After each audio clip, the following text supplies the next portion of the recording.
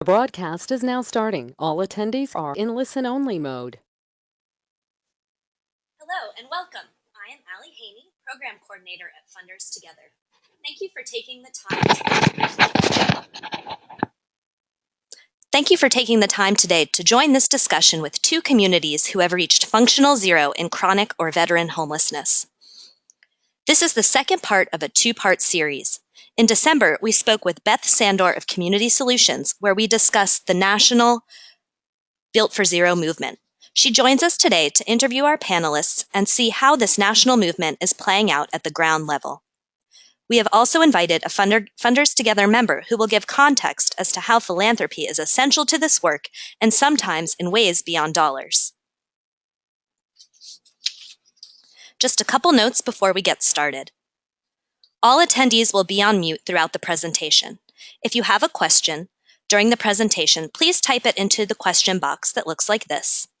If you have a question during the end of the presentation, please raise your hand and we will unmute you so you can ask your question live. Finally, this presentation will be recorded. Because we want this to be a space for candid discussion amongst funders, the presentation will be made available to Funders Together members on the past events of our webpage. You will have to log in to view the recording. And now I'd like to introduce our four guest panelists today.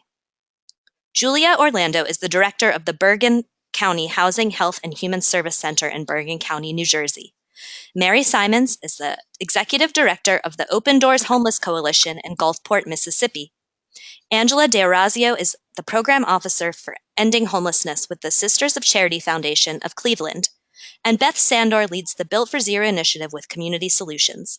I invite you to listen to our December webinar with Beth that talks about her work with the Built for Zero initiative and large-scale change movements in depth. Welcome, Beth.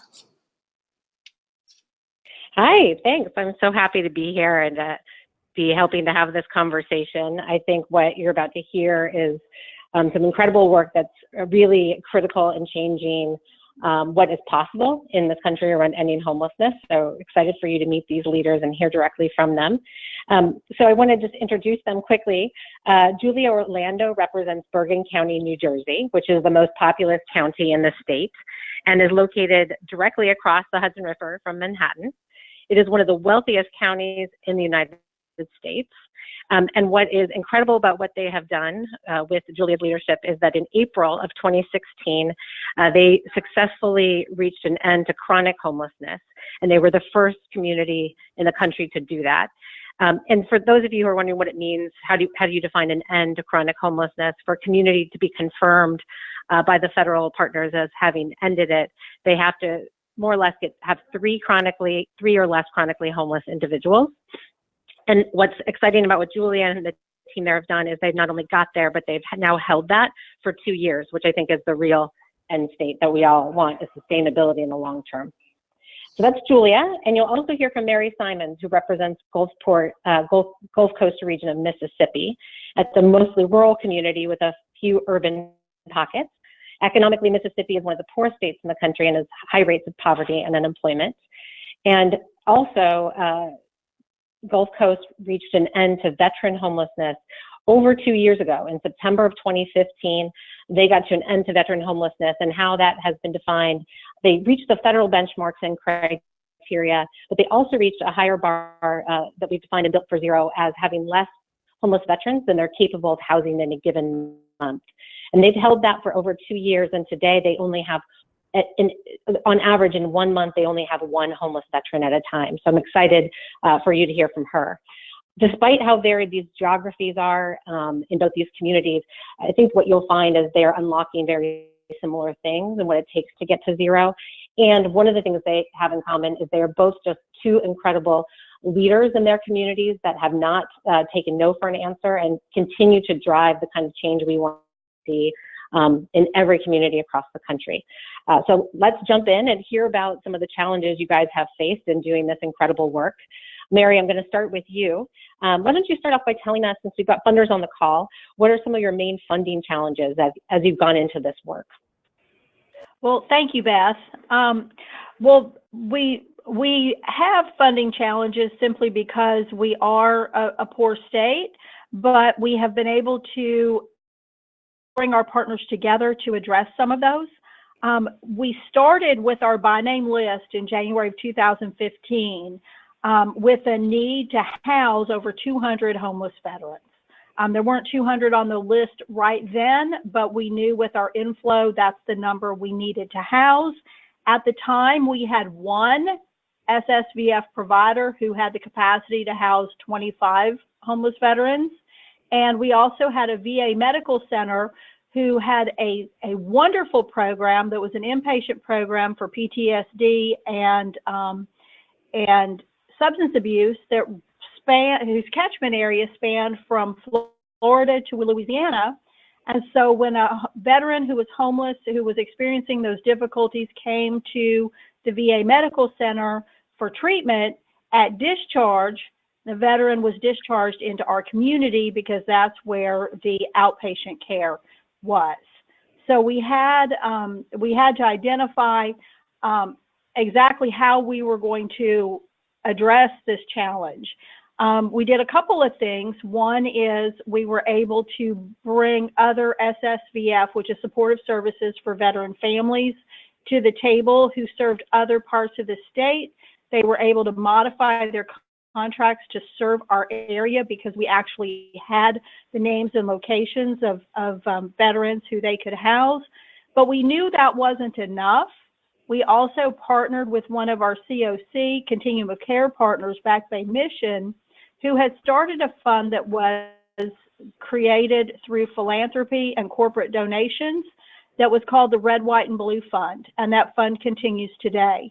That fund specifically covers items that the government programs don't, which means when a veteran moves into a home, we actually can provide furnishings and housewares and other items to make that place a real home and help the veteran adjust from homelessness to housing. The partnerships and the various funding sources actually helped us get to zero. Without the extra pieces, we might not have been as successful so quickly. That's great. I feel like you guys have always been really creative about piecing together all the different funding sources you have to make it work. Julia, you want to tell us about some of your community's challenges in reaching zero for individuals experiencing chronic homelessness? Absolutely. Thank you, Beth. So for us, in that we have one main shelter and facility where all of our services come through in a collaborative process, which I'll talk about in a little bit. But for us, we were fortunate to have a 20% commitment for housing, 20% vouchers from our Housing Authority of Bergen County. But we had a lot of difficulty with individuals being resistant to moving, figuring out how to assist people who had minimal options, and really making sure that we were maximizing whatever financial assistance they could have. We also had individuals that did not have verified disabilities that we had to work on, really working with hospitals and doctors and people to help us get verification. Most of our folks, if not all of them, either have poor credit, eviction history, or a criminal history, or all of the above. So working with landlords that could look past that, and then working with individuals who didn't want to live in the places that landlords would accept them, wanting to hold out for living in more affluent areas. As Beth pointed out, we are an affluent area. People were very specific about where they wanted to move to. So kind of working with people on those issues. We were also focused on moving people to housing without having to be in shelter. If people were living in cars or they were living outside, really, and getting the team to understand that shelter didn't have to be a pass-through, that you could actually house people directly from wherever they were staying. And we were able to do that with the help of many people in the community that had connections to those individuals. And some people actually refused housing options. And so a lot of my work is a one-on-one process with people to understand that the one and only focus of shelter is to get people to housing. It is not to become housing for those individuals.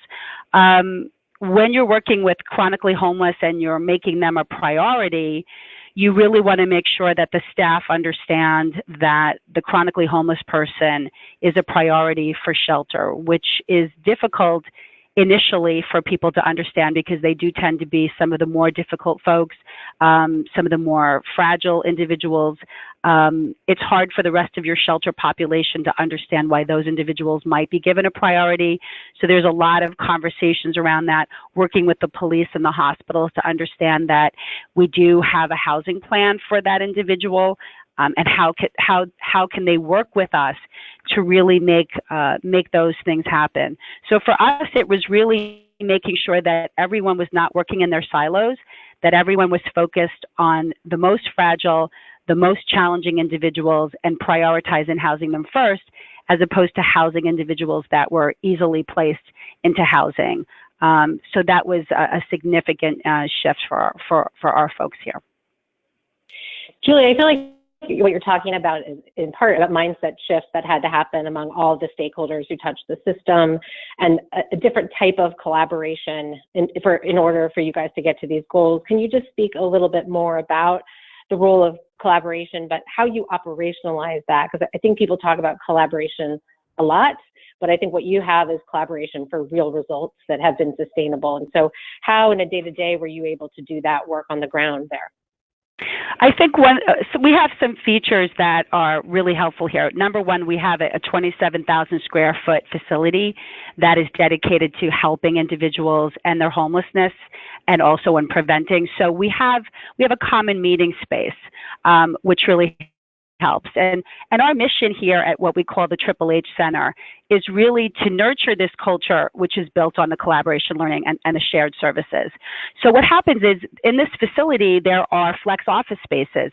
All of the stakeholders use the office space here because we have a captured population. So if you're the PATH team and you're working with homeless individuals, they're going to come here for a meal or a shower or shelter, or to see the Board of Social Services. So it makes sense for everyone to kind of work out of this one facility at least several times a week, if not on a daily basis.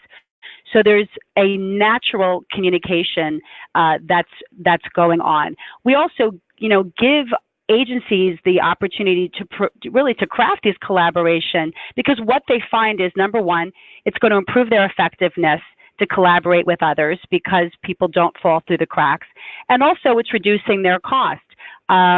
Everything we provide here at the center is centrally located. It's across from the jail, and it's across from the county. It's across from the courthouse. So all of those services are available here, in addition to getting a meal, getting a shower, seeing a nurse, all of those things. We found that with our most challenged individuals, I'll just give you an example. We had a veteran that was living outside for many, many years, and really we weren't effectively working with him until someone from the community made a connection to him, brought him to us during the winter, and helped bridge that gap between this individual and us. And we really found that, hey, you know what? There are people in our community that we need to make part of this collaboration, not just professionals, but we realized that, you know what? We need to have the church ministers here, and we needed to have people from our business community that were interfacing with the homeless on a regular basis.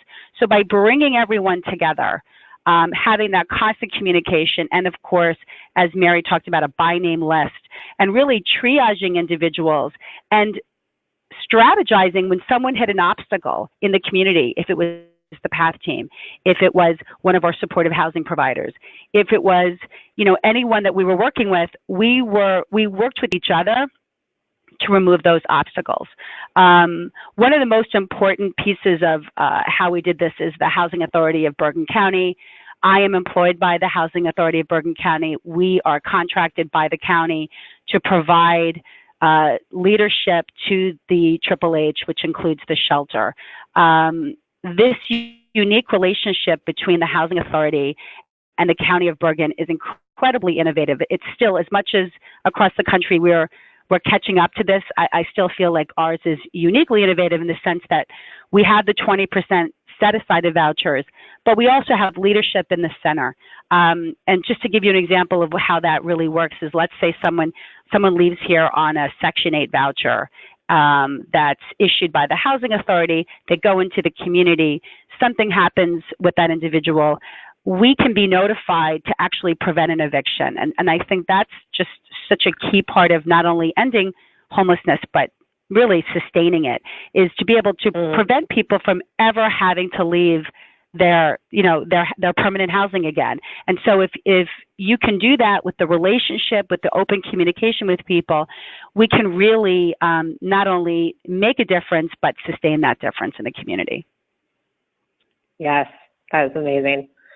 Mary, I would love to hear from you on this too. How has collaboration helped you guys get to an end to veteran homelessness? But I think more importantly, maintain that. It's been almost 2.5 years since you have hit that measure of ending.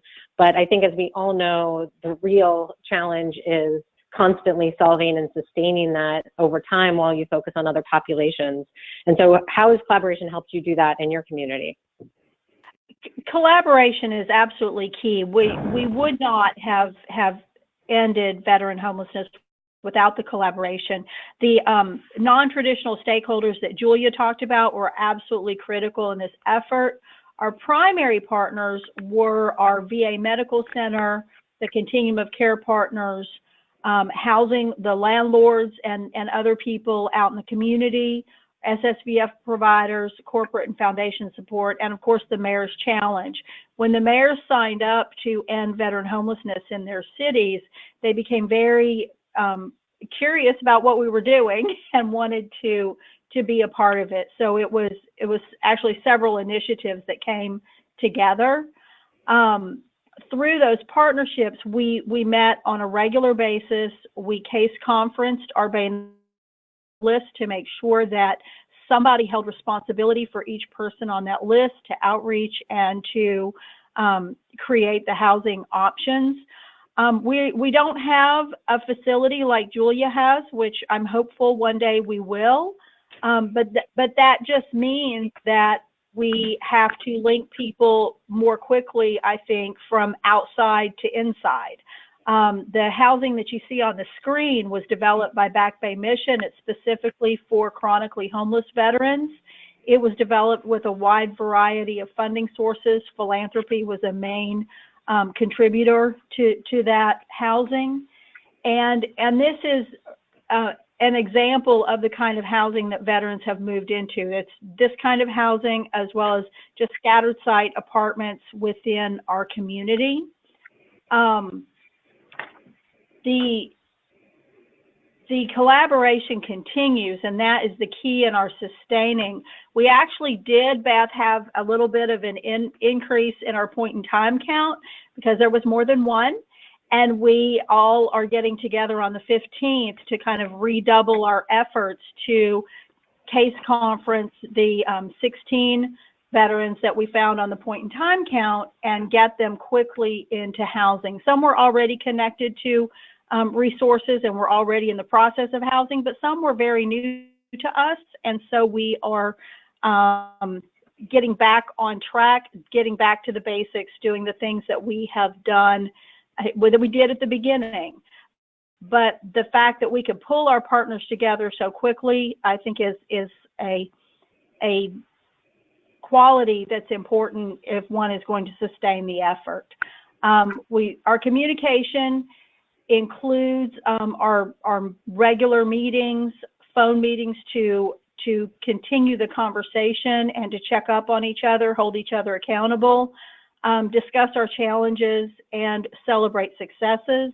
One of the things that seems like it's common sense, but it's not always practiced, is that we celebrate all of our successes in a group and in public, and we're all happy. And if we are having to discuss some really hard issues where someone needs to maybe rethink their approach, and we feel like we need to discuss more participation or change in leadership or something of that nature, we do that in private meetings in between the meetings so that we don't run into conflicts or people digging their heels in those public meetings.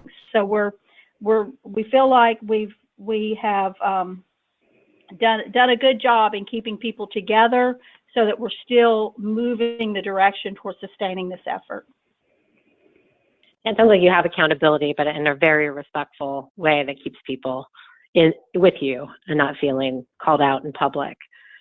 Yes, great. absolutely. So this question is for both of you. Just quickly, I know you've both been part of Built for Zero over the last 3 years. Can you talk a little bit about the role that has played in your work? Sure. And this is Julia. I think the thing I always really talk about is the sense of urgency. I think it's very easy in this work, because the work is so incredibly hard, to not be on a time frame.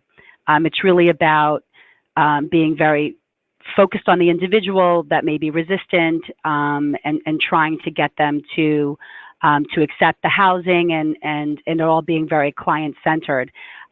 When you have a commitment like this, when you're part of a national campaign, number one, you have the sense of urgency that you've set a goal for yourself and a date. And in addition to that, you're reporting data.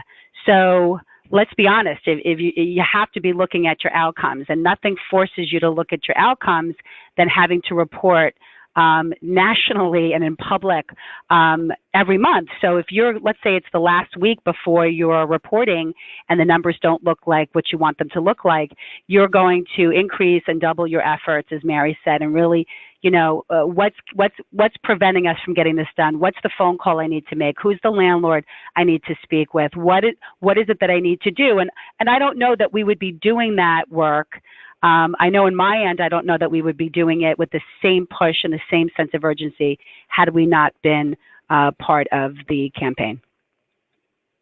And I'll say that I agree with everything Julia said. I will also say that the Built for Zero team really helped us understand our real-time data and helped us really take a look at that data every day and measure literally how long it would take from identification to housing of veterans, how many veterans were actually homeless on any given day as we're moving through this process. And it was a way to look at data that was different from what we had been doing before. Great. I'm happy to hear that. So I think what's important about what you guys have achieved over the last couple of years and continue to achieve, I don't want to lose the thread on the fact that this isn't a static goal, that you have to keep these systems in place over time. So that's why I keep on saying that, because I think for funders, it's important to hear that holding these outcomes requires continued investment. But Julie, I'd love for you to talk about what can we learn from what you've done, what can other communities learn from what you've done there in Bergen, and specifically around the role of the continuum of care in getting to these goals. Sure, and I want to be sure to also mention that I do quarterly meetings with all of the providers and the stakeholders, which include law enforcement, the business district, the hospital, the providers, law enforcement, attorneys that work with persons with mental illness. All these individuals we meet on a quarterly basis. And when you're talking about, relationship with funders, I think the transparency, the fact that I go to a meeting every quarter and I give them my data and my stats, I talk to them about initiatives that we're working on. I have an open forum for them to share what their concerns are. Are they seeing an uptick in panhandling? Are they having issues at the library? Whatever it is, that ability for your business district and for your law enforcement and provider and everyone to be in a room to have a shared responsibility towards your homeless population is tremendously powerful. So we went from, really having a lot of tension initially when we started 8 years ago here, to now people are offering me apartments and asking to support things. And it's just been an incredible change. And I think you really have to have that kind of transparency. For our COC was exceptionally, active, played a very large role in our development of our 10-year plan. And I think, you have to have a good 10-year plan, because our 10-year plan included the center here. And so once we had the center, we were able to carry out the goals of the 10-year plan. And the COC programs are all focused around that and have all adopted all of your best practices, a housing first platform. They understand the need for a low barrier or no barrier shelter. They support those efforts. Everyone understands the importance of prioritizing your chronic homeless population. So, having a place where everyone can work, knowing that everyone is part of it, keeping our eye on that data, having that real-time information. And I think, I think the mistake here is that we all think that, just give someone a voucher and we would be able to do this work. And that is so wrong, because I can't tell you how many times we had a housing plan for someone and they sabotaged it either because they were anxious about it, anxious about having to take care of themselves, anxious about leaving a center here, a shelter that was a supportive environment. All types of different reasons. So it's not enough. The housing is crucial, but you need to have all the force of the people around you, this commitment from your collaborative partners that everyone understands until that person's key is in the door, that this process doesn't end. And I just think that, our COC understands that everyone plays a role in the success of getting people to permanent housing. Yes. Amen. Mary, I think you've already talked about how important data was for your efforts to end homelessness among veterans. And I know you're working on chronic and other populations. So can you talk about how you're seeing the role of data play out with the work on ending chronic homelessness and also other populations you're focused on right now? Data are critical. We have a coordinated entry system here on the Gulf Coast that was originally funded through the Kaiser Foundation. It was to help us to really pull in all of the data into one portal. And we've done that, and we are able to take all of our outreach and originally our point in time counts, but now all of our outreach that's happening in the community goes into our coordinated entry portal. And we're able to pull that data and sort it into by name lists for the specific populations that we're looking at. Of course, the outreach has to happen, but as the outreach is happening, we are able to analyze these lists. Our lists have the information that's on your screen, where we call it a by name list, but nobody's names are actually out there in public. Each person has an ID number, and anyone who is a participant in our HMIS system, which is Homeless Management Information System, are able to look up that particular ID number. It tells the admission date. This was run as of 12/31/2015 when we were very close to ending veteran homelessness. It has the admission date, how long were people homeless prior to admission, are they chronic or not, and where did they come from? In general, people have been homeless on the Gulf Coast or nearby areas, and it was good to, one, prove to local officials and others that people aren't just kind of wandering in. Because we have this effort to end veteran homelessness, people aren't just coming around to get housed. We really were seeing people who were from here, had their last job here, or from the surrounding areas.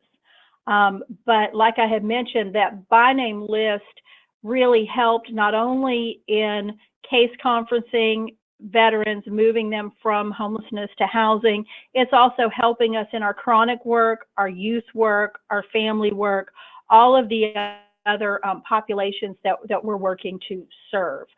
When you know someone by name, it certainly makes a difference in how connected you are to quickly getting them into housing. We were able to measure the length of time homeless, and all of these charts that you're going to see were actually created by the Built for Zero team using our data, which was really exciting to see how they put it all together. So now we repeat that now in our work. But you can see that at the time we were working on ending veteran homelessness, the majority of our group, the highest number, were people who had been homeless 1 year or longer. That's not the case anymore. Now our veterans are homeless 2 weeks or so, and they're housed within 30 days. But you can see that knowing how long someone has been homeless is critical in determining what the strategies are to help them move into housing. We had a really, really good team, and still do have a really good team, and we were able to at first house veterans within 24 days, and we got to moving veterans within 11 days, and that is continuing at this point. And we're not quite as robust with our chronic population yet, but we're working on it. You can see that we were pretty steady in housing veterans throughout our first year, and that being steady was really good for us because we were able to stay in kind of a routine in getting a certain number of veterans housed every single month that got us finally to our goal. And this chart was really exciting because we were able to see from February of that year 51 veterans who were on our list, and we were able to show the inflow, the number of veterans who actually came into homelessness, because it was really important for our community to understand it wasn't just this pool of people that had to be housed. There were people coming in and then getting housed and coming in and getting housed. And you can see that as we got to December, we had 4 veterans remaining in homelessness, which was the effective end of veteran homelessness in December of 2015. Great. Thank you, Mary. It's impressive data. So final question for you both, and just to wrap this up, and Mary, I'll start with you. What is one of the most important lessons you've learned through this process? That we really do need to continue working together as a team. No one organization, no one group can achieve these ambitious goals alone. We all have to work together, and we all have to be willing to pool our ideas and our resources to achieve these goals and keep focusing on results. And as long as we're doing that, then even if we get into a bump in the road, we can quickly get over that bump and continue with the work. Thank you. Julia? So, we've been talking about collaboration, the power of collaboration, but real collaboration. And I think along with that, you need to also have strong leadership, because if you have good, strong leadership, that's helping to keep that collaboration functioning and can iron out problems when they come up. That's a really nice combination. For me too, the political will is huge. When government, if you're working, whether it's the mayor's challenge, which we signed on to, having our mayor involved, having our county executive, but when your government that's working with you is saying, yes, homelessness is not acceptable, these changes have to be made, this is a priority. It's amazing how you can harness the resources around you when everybody is on the same page. And I think the last thing I would just say, and this is just from my own personal experiences, you just never give up. You may have some people that are incredibly challenging. Some people do need a little more time. Some people will go out, they'll fail, they'll come back, they'll go back out, they'll fail again, they'll come back. That's going to happen. And I think the belief that you need to just never give up and understand that it doesn't mean it's a failure. It just means that, you're giving it your best effort, and someone goes out and it just doesn't work for them. The key is to never really give up on them and always try to find a way to learn from the experience and do something different the next time. I think that's exactly right. And I just want to thank you both. You both have been such generous and effective national leaders around ending homelessness, and I think you're really changing the story around what's possible for communities. I know that has been the impact of your work within Built for Zero, but I think the opportunity to have this conversation with with funders on this call and a wider audience to really spread the work that you're doing and ensure that it happens in every community across this country. So thank you very much for taking the time to share what you're doing with us and share what your community teams are doing. You're welcome. So great. So now we'd love to introduce you to Angela D'Orazio. She's a program officer for ending homelessness with the Sisters of Charity Foundation of Cleveland. And she's going to talk about how they're working in their community to end chronic homelessness by 2020. Angela, over to you. Great. Thank you, Beth. And I just really want to echo your last remarks to Mary and Julia, that they're doing incredible work in their communities. And it's a real treat to be on this webinar with them and to share a little bit about our work in Cuyahoga County.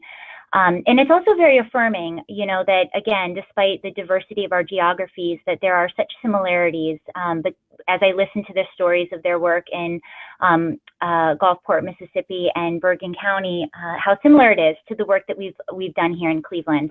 And something that really struck me, just Mary shared, really the belief that no one organization can do this alone, and the power of collaboration and strong leadership. And I think we as a funder, we've always really embraced that, which has challenged us to really think about this work differently, because we do believe that we can end homelessness. We see the success and the outcomes of that work that's taking place in communities across the country, and really locally there seems to be no greater example of that than the Housing First initiative here. But really the importance of funders investing in collaboration, real collaborations for real results, is so critical, and I think really evident in the story of Housing First in our community. So just briefly, the Sisters of Charity Foundation of Cleveland is a grant-making foundation here in Cleveland, Ohio. Most of our grant-making is focused in Cuyahoga County, which is one of the more populous counties in the state of Ohio. We were formed in 1996 by a religious order of Catholic sisters, and we make investments in the areas of health, education, and support to the ministries of Catholic women religious. Again, mostly in this county, but some of our grant making is broader than that as well. Our longest standing funding priority, though, has been in the area of housing and homelessness. And our strategic goal is articulated as ending homelessness in Cuyahoga County. And we really do believe that that's possible, and we hope that's evident in our work. Allie, you can move to the next slide.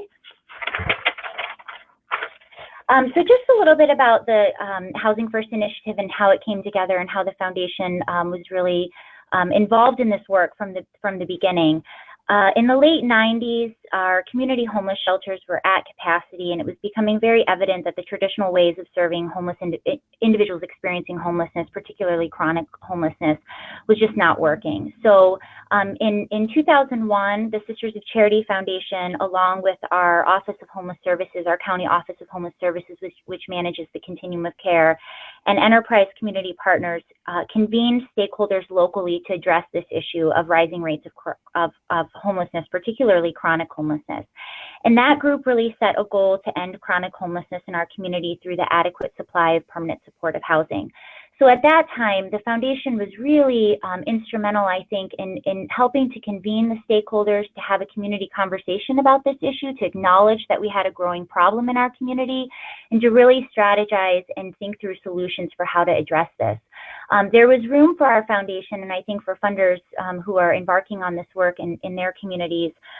You know, one of the things we did was fund site visits for our community partners to go to other communities who were, you know, grappling with this issue and starting to make progress against chronic homelessness. We helped to fund local research into this issue in Cuyahoga County.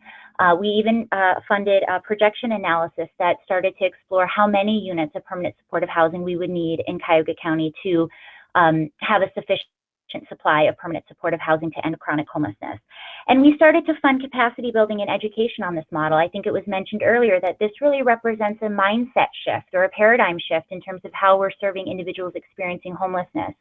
And so there was a lot of investment in capacity building and education about that mindset, and really embracing the paradigm shift to a housing first approach.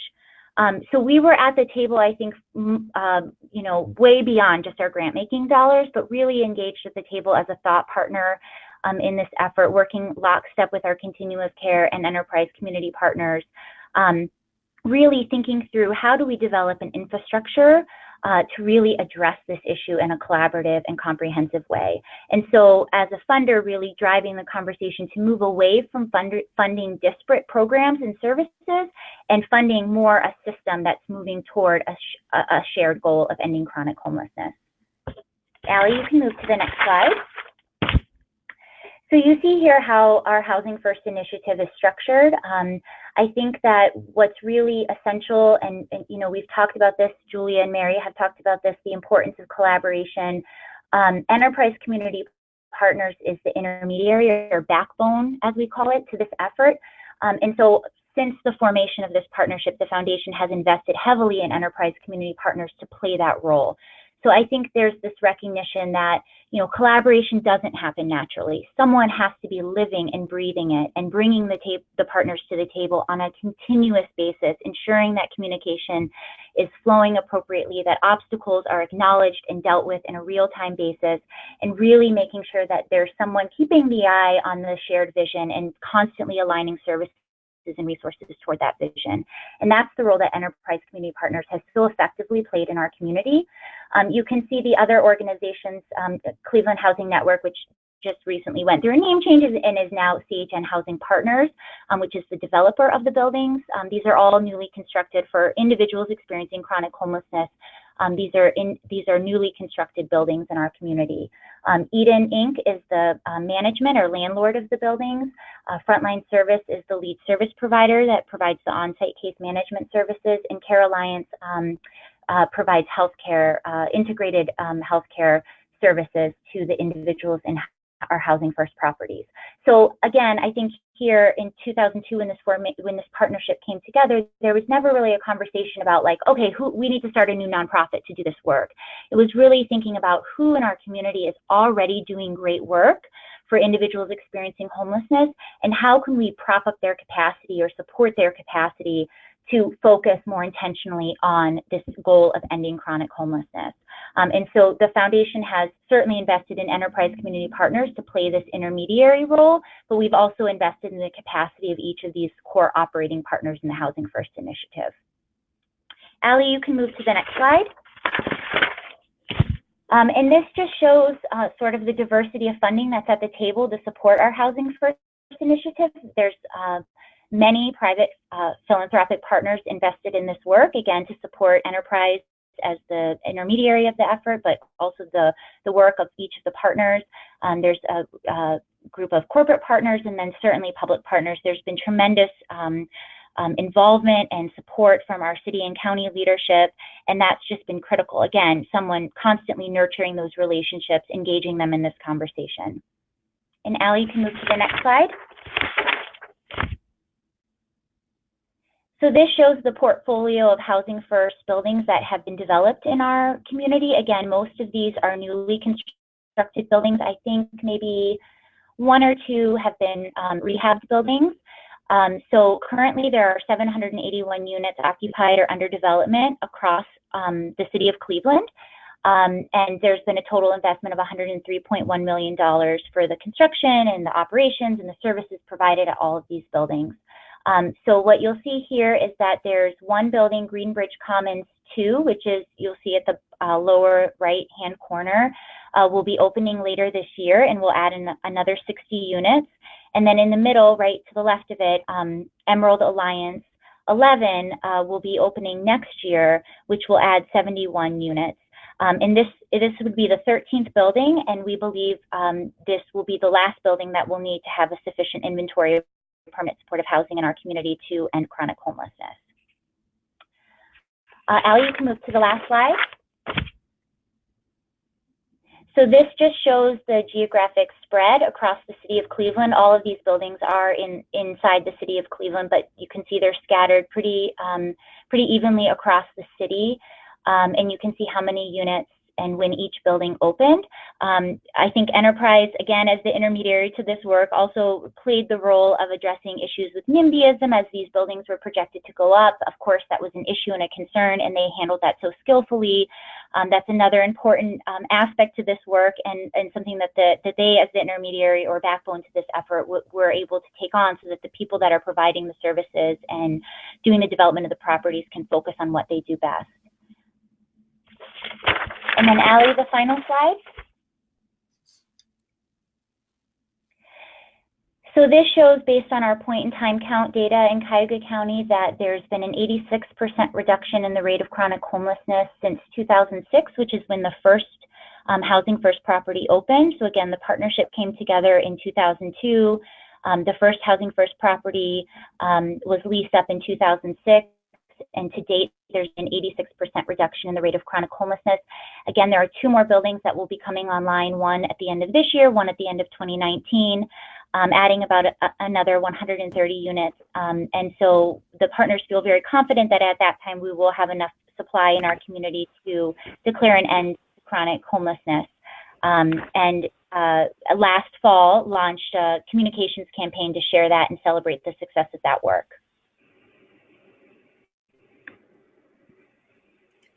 Wonderful. Thank you so much, Angela. I think it's really interesting to see the 3 different communities that you have all discussed today, and just the power of collaboration and how that is such a key to success.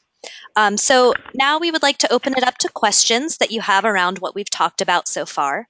So as I mentioned, you can enter your questions in the question box on your webinar panel, or feel free to raise your hand and you can ask your question live. While you're taking a moment to ask your questions, I want to tell you about some upcoming events with Funders Together. Registration is open for our annual Funders Forum to take place February 28th in Los Angeles. It is the final week to register, so please visit our website for more information. We have our agenda and speakers listed on our website, and it's an invaluable opportunity to connect with funder peers from across the country. And again, our speakers and topics will be on our website and will be focused on family and youth homelessness.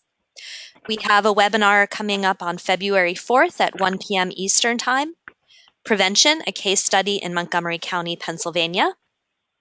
And then on April 4th at 1 p.m. Eastern Time, we have a book talk with author Richard Rothstein, the book, The Color of Law. It will be a conversation about the history of housing segregation and the implications on the current state of homelessness in our country.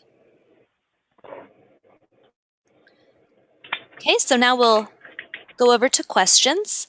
We have a question.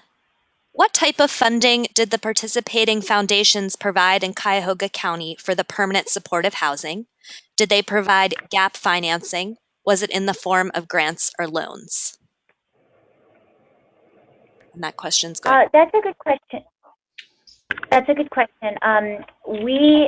The Sisters of Charity Foundation provided funding to enterprise community partners as the intermediary, so supporting staff to really lead and collaborate, bring the collaborating partners to the table and really drive the initiative forward.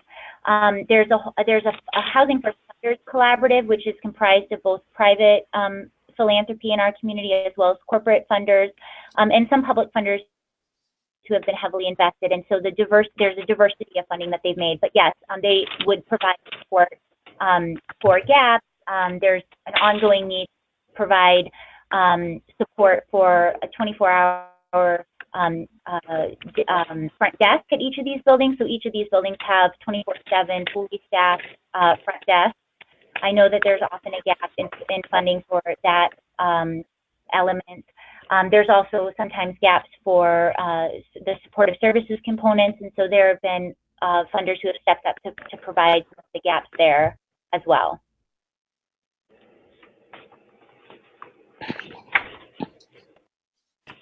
Thanks, Angela.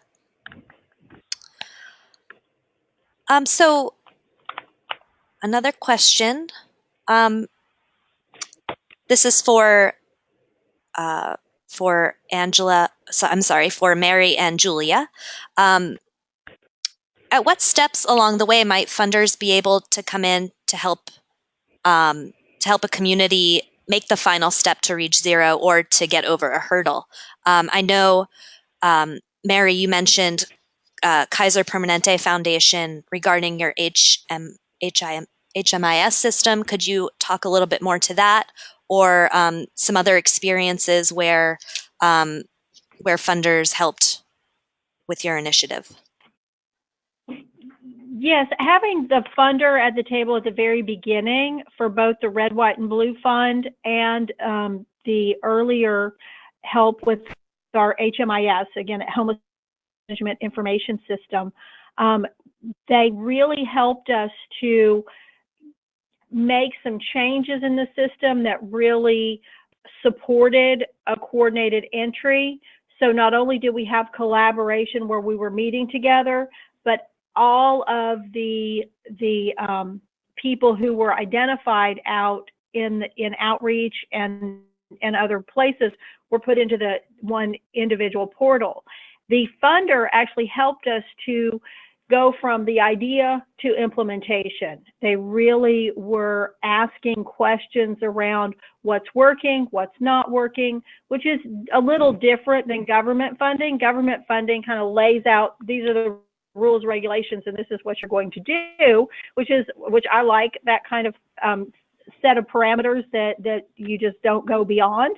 But the foundation funder was a little more flexible in let's talk about what's working, what's not. If it's not working, we can quickly change to do something a little different, which allowed us to experiment. And that was really exciting in not only building the system, but building our partnerships.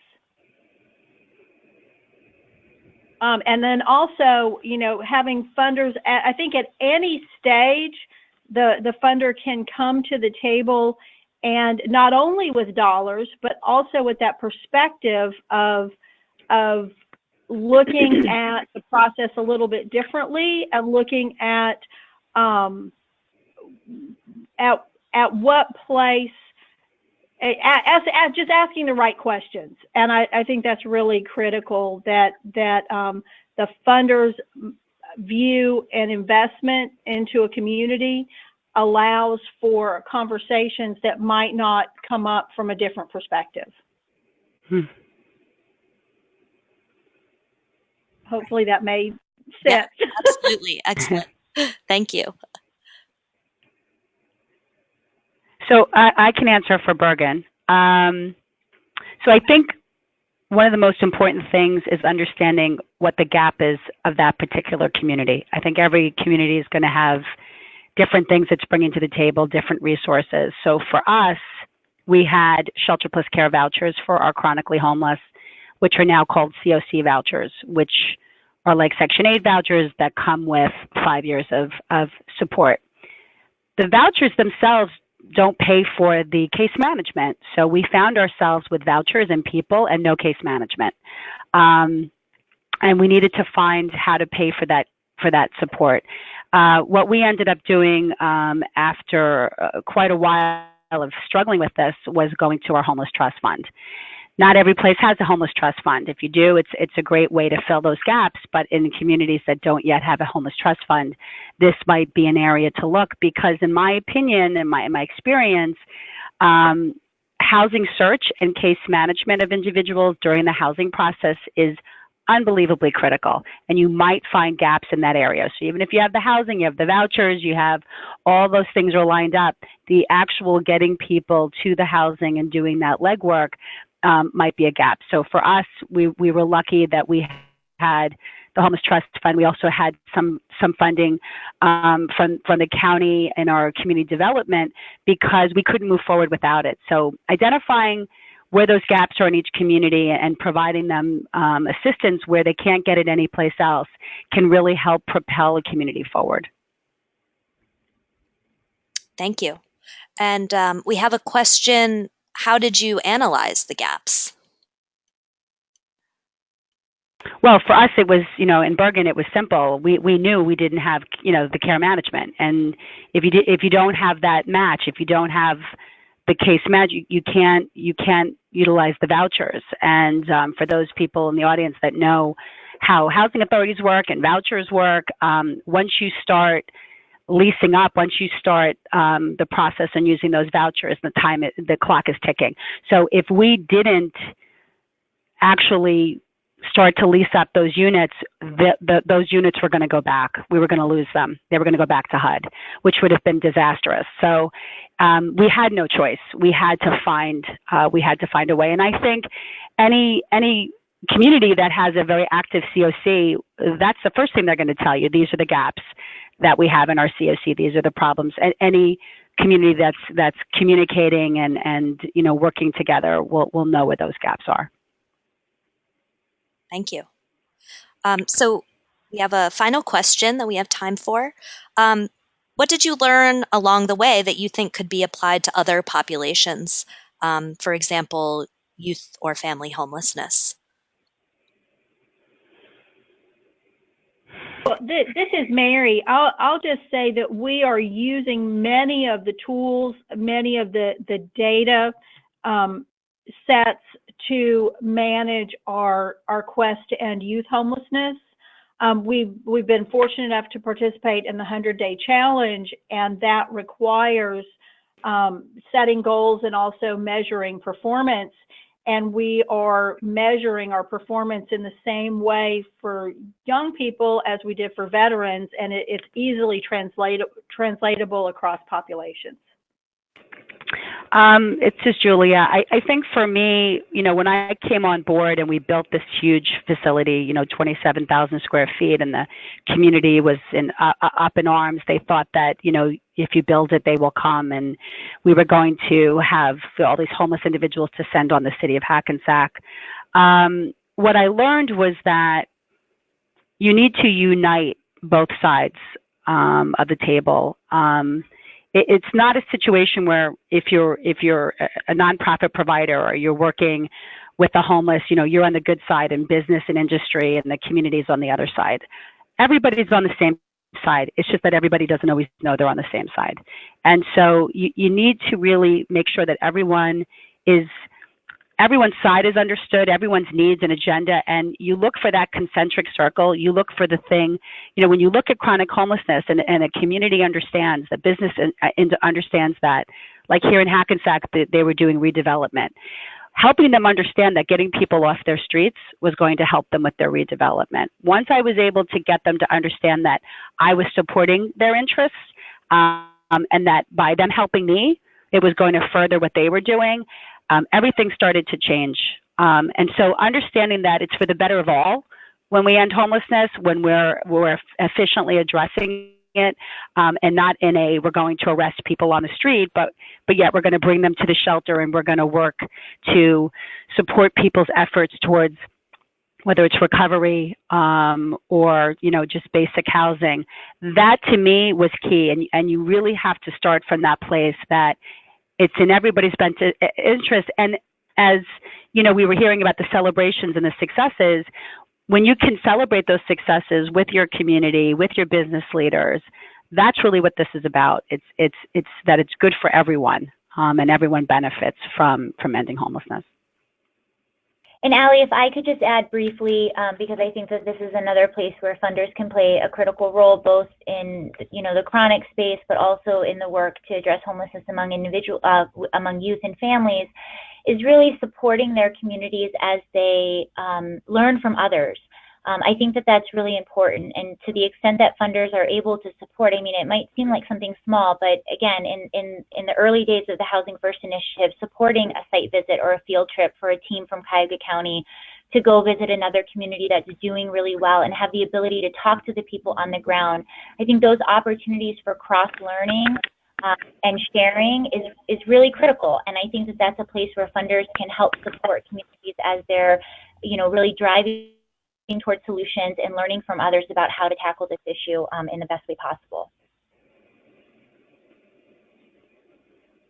Absolutely. Thank you so much, Angela. And that's all we have time for today. We'll end on that note. Thank you again so much to our panelists. Thank you for your efforts in your community and your willingness to share with us today. As I mentioned, we have recorded this webinar and it will be available to members on the Funders Together website. So thank you again, Julia Orlando, Mary Simons, Angela DeRazio, and Beth Sandor. Thanks, everyone. Have a great week. Thank you. Have a great Thanks, you. everyone. Bye-bye. Take care. Bye.